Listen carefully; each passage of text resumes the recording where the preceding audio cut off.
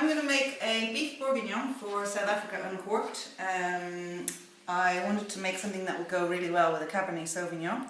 So I have all the ingredients ready here. I'm going to show you how to cook it, but I'll also write the ingredients up later so you can see the quantities. I won't go into too much detail. This is the main ingredient. So chunks of beef, and I've marinated it. I've marinated it since this morning. It'd be even better if I'd done it overnight. It's literally a bottle of Cabernet Sauvignon. I think I used Drosty Huff. And I've put in some bay leaves and black peppercorns. And I just left it in the fridge for 8 hours. And then I have celery, shallots. I put an onion in there as well.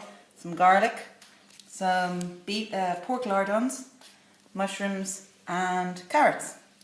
Okay, so over here I have a large saucepan. Ideally it should be, what's that word, non-stick, but I couldn't find one here. I'm in the Kennedy's house.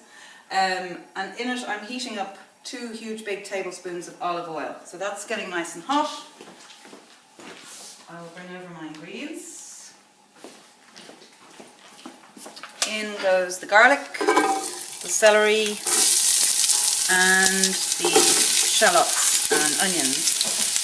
I'm going to stir that around.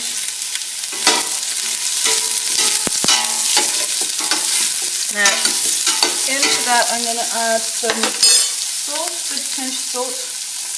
And there's a lot of black pepper in the marinade, so I'm not going to add any pepper at this stage. Now, these you can buy in most supermarkets. They're called lardons, but they're basically just thick pancetta pork, smoked pork, and that adds a lot of flavour to the stew. You don't need them, but I think it's a lot better with them. I'm going to stir this for a while, so you might want to stir that until the onions and bacon are soft. I think that's what Delia Smith said. Kind of translucency. So that might take about 5 minutes.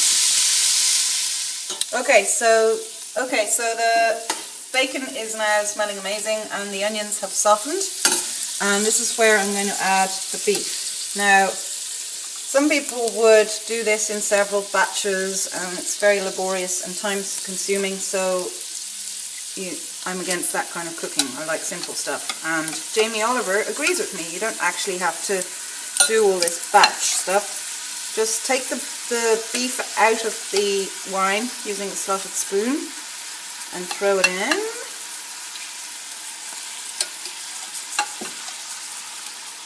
And then I'm going to add a spoonful of flour just to coat the beef. Now, you can brown the beef or not, it's up to you. Jamie Oliver did an experiment and in it he said it didn't make any difference if you browned all the beef and took it out in batches or whether you just cooked it in one go and then added all the juice in. So I'm going to follow his lead. So I'm putting a big spoonful of flour in. And then I'm going to mix all of that together. The flour basically just coats the meat and means that the sauce will be a bit thicker. Okay, so we're going to cook this for a couple of minutes. Okay, so I've been stirring this and browning it for about 3 minutes. And I'm basically just going to add the rest of the marinade in there. That's the Cabernet Sauvignon that I used, and then some carrots. There we go. And the longer you cook it, the better it is, basically. So I would recommend cooking it for at least 2 hours. And if you can cook it for 5 hours, that's even better. But at least 2 hours, I'd say, so the meat just basically melts and is really soft. I'm also going to add some beef stock cubes as a bit more flavour, and it's going to add some boiling water as well, and that will basically stew away and the alcohol will evaporate and we'll have a nice thick stew. Now I used by mistake, for those of you who noticed in the video, self-raising flour. It wasn't a mistake, I just don't have regular flour. You should use plain flour, but if you don't have it, it's hardly going to raise up like a cake, so be fine. Now the other ingredient is mushrooms, but you should put them in closer to the time. So maybe half an hour before you're going to cook it, before you're going to serve it, add in the mushrooms. Otherwise they just completely disintegrate because they don't take as long to cook. So all I need to add now is the water. I'll just grab it.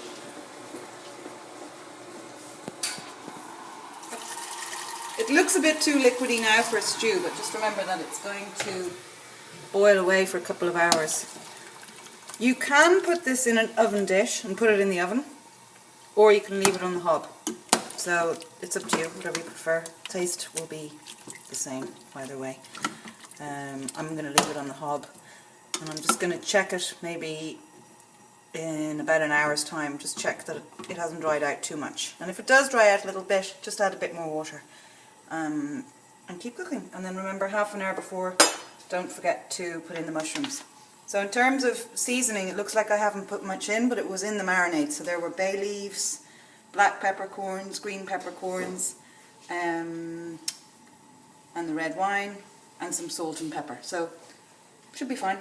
We'll give it a taste in an hour's time and see what it tastes like.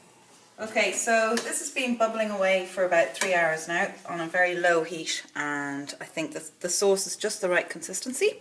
So I added the mushrooms about half an hour ago, because if you put them in at the beginning, then they just disintegrate. So I'm going to pour it into this lovely little bowl and serve it with gratin dauphinois potatoes and a nice bottle of Durbanville Hills Cabernet Sauvignon. Voila.